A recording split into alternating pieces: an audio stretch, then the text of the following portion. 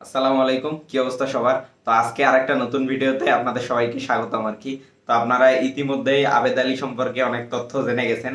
তো আজকে আমি আরেকটা নতুন তথ্য আপনাদের দেই, যে তথ্যটা মানে খুব রিসেন্ট সময়ে পাবলিশ হয়েছে আর কি। তো এই আবেদ আলী আর কি, আবেদ আলী তো আপনারা দেখছেন যে বাংলাদেশে অনেক সয় সম্পত্তি করে ফেলছে।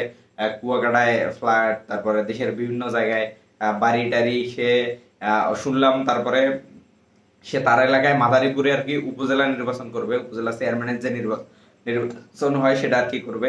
তো আপনারা ভাবেন যে একটা মানুষ কি পরিমাণ টাকা, মানে এভাবে দুর্নীতি করে ঘুষ খেয়ে কি পরিমাণ টাকা কামালে আর কি এত কিছু হয়ে যায় আর কি। তো যাই হোক, সেটা নিয়ে আমার কথা হচ্ছে না, এইসব আপনারা আগেও শুনছেন বা অনেক শুনতেছেন আর কি। আমার কথা হচ্ছে এবার বাংলাদেশ পেরিয়ে আবেদ আলী বাড়ি কিনছে কলকাতায়, মানে ইন্ডিয়ায়। চিন্তা করা যায় একটা মানুষ দেশের টাকা, মানে কালো টাকা পাচার করে আর কি, অবৈধ পথে পাচার করে সে ইন্ডিয়ার মতো একটা জায়গায় বাড়ি কিনছে। সেই বাড়িটা হচ্ছে ইন্ডিয়ার শিলিগুড়িতে। তো আমি একটু আপনাদের নিউজ থেকে ওই অংশটা একটু পড়ে শোনাই।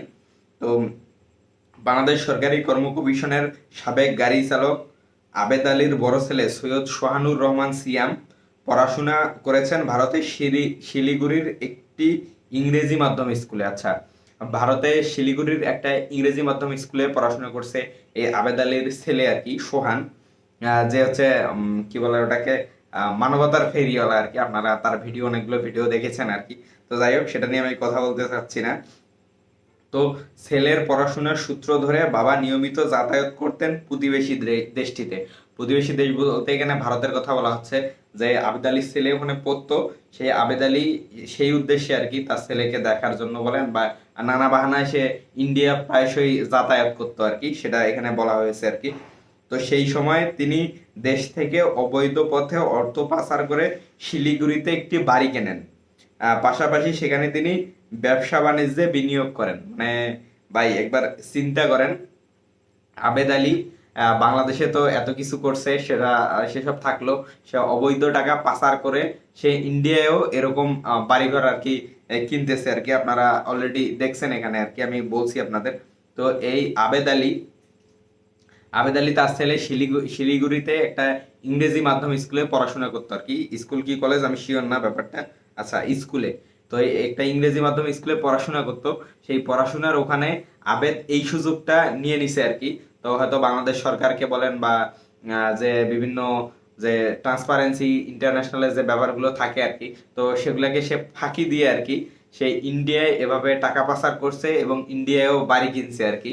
আর এছাড়া বাড়ি কেনার ব্যাপারটা তো থাকলোই, আরো ব্যবসা বাণিজ্যের প্রতিষ্ঠান খুলছে। আপনারা জাস্ট একবার চিন্তা করেন যে একটা মানুষ কি পরিমাণ টাকা এভাবে দুর্নীতি করে ঘুষ খেয়ে কি পরিমাণ টাকা ইনকাম করলে, এই প্রশ্নভাষার সাথে জড়িত থেকে কি পরিমাণ টাকা ইনকাম করলে একটা মানুষ বাংলাদেশ পেরিয়ে ইন্ডিয়াতে বাড়ি কিনতে পারে, ব্যবসা বাণিজ্য এসব করতে পারে আর কি। তো আপনারা জাস্ট একবার চিন্তা করুন আর কি। তো এই আবেদ আলী, এছাড়া তো আপনারা জানেন যে বিপুল পরিমাণ সম্পদের তথ্য মিলছে আবেদের এই বাংলাদেশে আর কি, যেটা মানে অস্বাভাবিক ব্যাপার আর কি।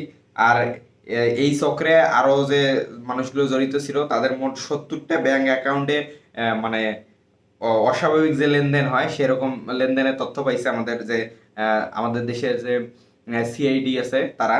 তো যাই হোক, আমি আরেকটু আপনাদের জানাই রাখি। তো পুলিশের অপরাধ তদন্ত বিভাগ সিআইডি জানায়, প্রশ্নপত্র ফাঁস নিয়ে আলোচনা শুরুর পর প্রথম ধাপে জব্দ করা হয় আবেদ আলী ও তার ছেলের মালিকানাধীন ইউএসএ রিয়েল এস্টেট অ্যান্ড বিল্ডার্সের ব্যাংক হিসাব। তো প্রথমে একটা ব্যাংক হিসাব জব্দ করা হয় আর কি। পরে বিভিন্ন উৎস থেকে আবেদ আলী ও তার সহযোগীদের 70টি ব্যাংক অ্যাকাউন্টের তথ্য পাওয়া যায়। এইসব ব্যাংক হিসাবের অধিকাংশ ঢাকার, কয়েকটি হিসাব রয়েছে মাদারীপুরে। ব্যাংক হিসাবগুলো আবেদ আলী ও তার পরিবারের সদস্যদের আর্থিক লেনদেনের তথ্য রয়েছে। তো আপনারা জাস্ট একবার চিন্তা করেন আর কি, এই আবেদ আলী কি পরিমাণ টাকা ইনকাম করে, তার যে সহযোগী আছে, তার যে পরিবারের মানুষজন আছে, সবার নামে ব্যাংক অ্যাকাউন্ট খুলে সবার তথ্য নিয়ে আর কি টাকাটা সে চারদিকে ছড়াই দিছে, যেন তার একার নামে একার ব্যাংক অ্যাকাউন্টে টাকাগুলো না থাকে আর কি। 70টা ব্যাংক অ্যাকাউন্ট আপনারা জাস্ট একবার কল্পনা করেন, 70টা ব্যাংক অ্যাকাউন্টে সে এভাবে ছড়াই ছিটিয়ে টাকা রাখছে আর কি, যেন সে ধরা না পড়ে আর কি। ড্রাইভার থেকে একজন শিল্পপতি বলা যায় আর কি তাকে, এই আবেদ আলীর ড্রাইভার থেকে শিল্পপতি আর কি। তো আপনারা জাস্ট একবার চিন্তা করেন কি পরিমাণ টাকা সেই পিএসসির প্রশ্ন ফাঁসের সাথে জড়িত থেকে কি পরিমাণ টাকা ইনকাম করছে আর কি। তো এরকম আরো হয়তো অনেক মানুষই আছে, আরো অনেক হোতাই আছে, হয়তো আবেদ আলী এই সুনোপুটি ড্রাইভার, সে হয়তো ধরা খেয়েছে আর কি। আরো কত এর পিছনে যে রাঘব বোয়ালরা আছে সেটা আপনারা হয়তো কল্পনাও করতে পারবেন না, আমিও হয়তো কল্পনা করতে পারবো না। তো ধীরে ধীরে হয়তো সবগুলো প্রকাশ হবে।